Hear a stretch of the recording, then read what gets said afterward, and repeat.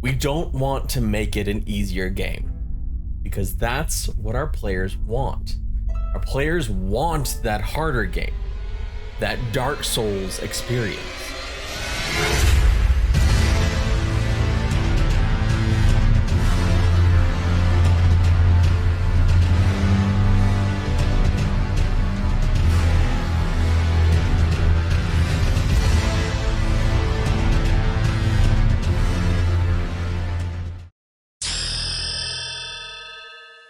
That comment, believe it or not, is actually not talking about Elden Ring's newest DLC, Shadow of the Erdtree. It was taken from none other than EverQuest design manager Adam Bell in a recent PC Gamer article. Yes, EverQuest is in PC Gamer in 2024. But it got me thinking, is difficulty really the key to longevity for MMOs? Is it also why so many modern MMOs that have kind of eased that whole ramp of difficulty so much that it might actually be part of their problem with maintaining a player base?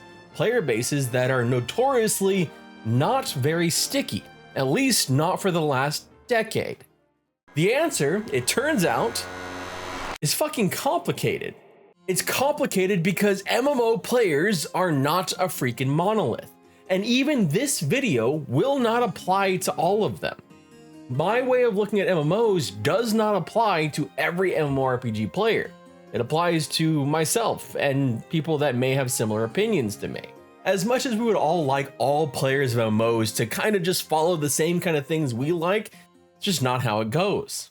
Of course, it's not just us who feel that way, as there was a very long period of MMOs just kind of being the exact same thing over and over again and appealing to one audience and one audience only. You know, kind of treating us like a singular hive mind. There are MMORPG players who want nothing but min-max grindy challenges that take ages to reach mid-level, let alone max level. Then there are other players who want to race to endgame content and get world first and push challenging content. There are also players who want to play solo, or others who only want to group. Players who want to raid, and those who freaking hate it. Players that want to feel underpowered and just part of the world, and those who want to destroy as many creatures as quickly as possible. But there are also players who simply just want to set up shop and sell their wares, wanting to be a small part of the world in some of the least violent ways possible. Or players who are invested in a good story and want to dig deeper into it, or play a role. And there are so many freaking more. I didn't even get into PvP and PvE players. We are a diverse group of players with different needs, wants, and hopes and dreams when it comes to our MMOs. But I would propose that yes, for a large group of MMO players, difficulty plays a huge role in just how sticky that MMORPG is. How much you get invested in an MMO and why so many modern MMOs struggle to keep that investment. But with one huge caveat. Difficulty cannot be described as simply as this boss was hard. We have to look at difficulty in terms of personal investment. Difficulty isn't just quick fire reactions and dodges. It's not just the tenacity to keep trying, failure after failure like a Souls-like. In fact, I've often found some Souls-like games to be more forgiving than most MMOs for one simple reason: a lack of lost progress. They, by design, have lower stakes because you are supposed to keep pushing. You are supposed to keep learning. Yes, you may be running headfirst into a wall for hours on end, but there's an entirely different set of stakes when you just respawn and spend 10 seconds running back to the spot, maintaining all your levels and gear. The time spent isn't a grind as much as it is a learning process. All those attempts usually aren't making a tangible difference in your character. It's you who tends to be getting better through knowledge, and you can't lose that knowledge by failing. In fact, you gain that knowledge by failing, which is probably like a good life lesson in general. You learn more from failure than success. And I have a lot of videos that I've learned from over the years of doing this. This might be one of them. MMOs have at times verged on being desperately punishing like Ultima Online, with their full loot PvP and even PvE where freaking NPCs would loot you if you were lucky. But more likely you'd lose everything because your corpse rotted and opened up to other players to loot before you could find a res in some random far-flung place you had to run to while in ghost form and run back to your corpse, naked. Then you had the less daunting but still harsh penalties like EverQuest, with its experience penalties from death and even the ability to de-level. Losing that tangible progress, regardless of how much knowledge you had, hurt. And I guess EverQuest did used to have corpse runs too. So, and I don't think there was much more of a daunting challenge than losing your corpse in the middle of Plain and Fear on a raid with 50 or 60 or 70 other people and having to try and break into that zone also while naked.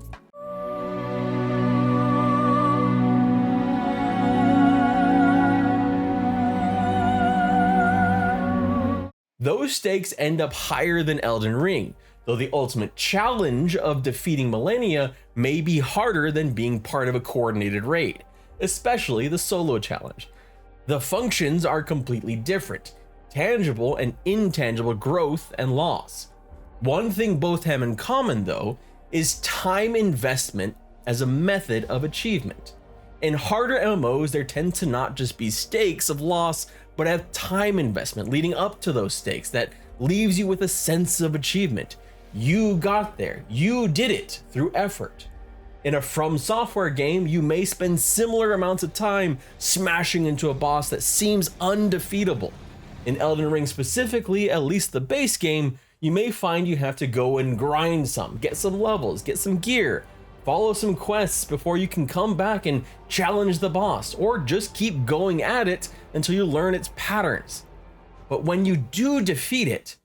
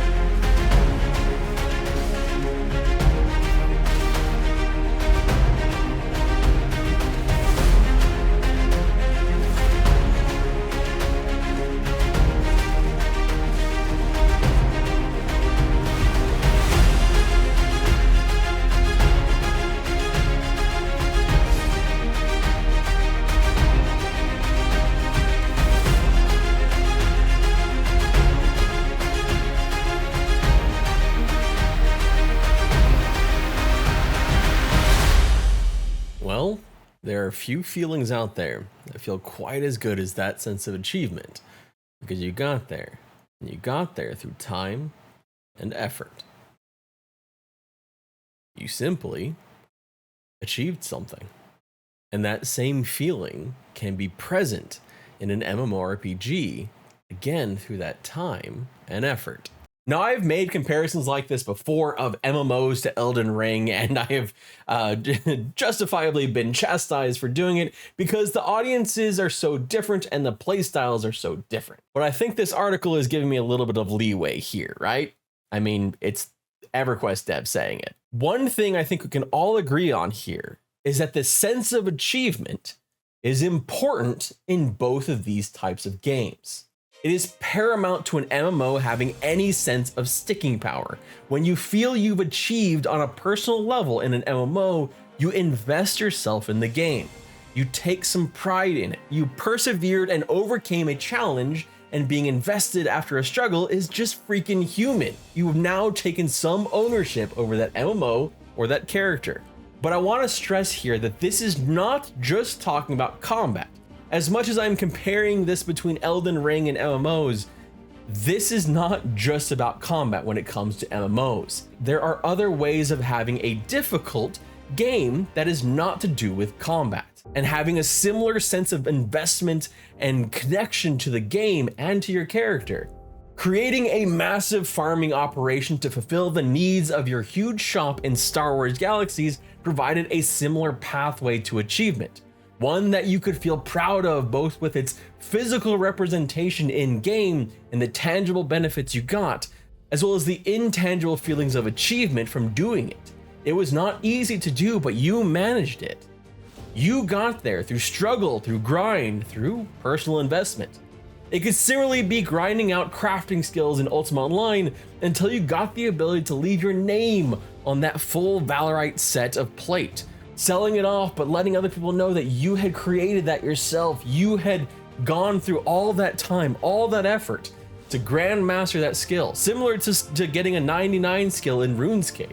There was value not just in the grind to get there, but in the end result. Or maybe you're a decorator, perhaps in Star Wars Galaxies, Ultima Online, EverQuest 2, or even Final Fantasy 14. Maybe soon Guild Wars 2 with their new housing. Maybe you've made your own house into something worth exploring. Maybe you turned it into a haunted house or a massive castle. Doing so not by buying items on a real money marketplace, but by earning them through exploration or collectibles or crafting. Perhaps you even camped a rare rock for hours or days in Ultima Online. Yes, that was a thing. I'm not kidding. I think there was also hay and maybe poop.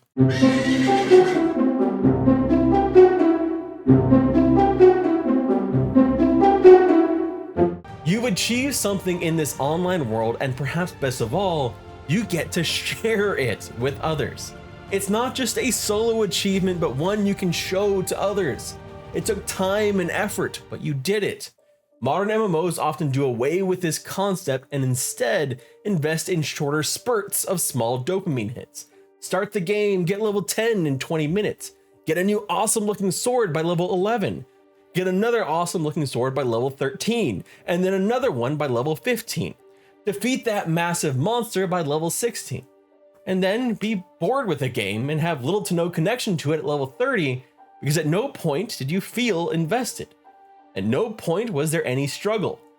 You barely even spent any time in the game, and you've just been given gifts over and over and over again, to the point where the gifts don't actually feel like they matter anymore. There's less sense of achievement if at no point did you feel like what you were doing actually mattered. This is especially the case when the difficulty is so low as to feel like completing items on a checklist rather than achieving goals. If I need to harvest 100 logs to create a house, but I harvest 20 logs every 5 minutes, it's going to feel less of an achievement than 5 logs every hour. But what if that was 1 log every 10 hours? That's where we get to the counterpoint. The counter is pretty obvious. If an MMO is too hard or too punishing, you will always turn off a portion of an audience unwilling to invest. This is doubly so when you consider just how many great games there are out there to play. Not just MMOs, but single player games as well. Asking any player to invest that much time into your game is going to be difficult. You have to have some kind of reward for them, some kind of achievements along the way, little gap achievements with something in the future to get to over and over again. You have to find that balance, or you're just going to turn players off who may not be willing to. Maybe players who've already earned that achievement in another MMO, an MMO they've been playing for years and years and are more connected to than your MMO, which is asking them to put the same amount of work in that they've already put in somewhere else. Which ironically, this extreme difficulty, this need for achievement can prove very sticky for players who did it first, but it can be a barrier for players trying to come in late. Look no further than players trying to enter into games with challenge that have servers that are 10, 15, or 20 years old, where the learning curve and achievement gap is so steep as to feel completely overwhelming. MMOs need to find a balance between struggle and onboarding, and perhaps that's something they can really look to from FromSoft. Because Elden Ring, the base game especially, appears to have found that good balance, bringing in new players to the subgenre that never would have tried the brutally hard franchise in the past, while also providing a rewarding and challenging experience to veterans of the genre, those who will still get an immense sense of achievement from it. Maybe the next big MMO should look not just to EverQuest, but Elden Ring for the formula of deeply challenging games that invest players in their achievements while also providing a dopamine hit from the smaller achievements, the triumphs that keep them happy enough to keep trying to bash their head against the difficult boss until you win. Balance in this is, I think, the key to the next great MMORPG. Balance in this difficulty, achievement, and onboarding and dopamine hits, I think, is so key to that next great generation of MMORPGs. I'm optimistic we will still have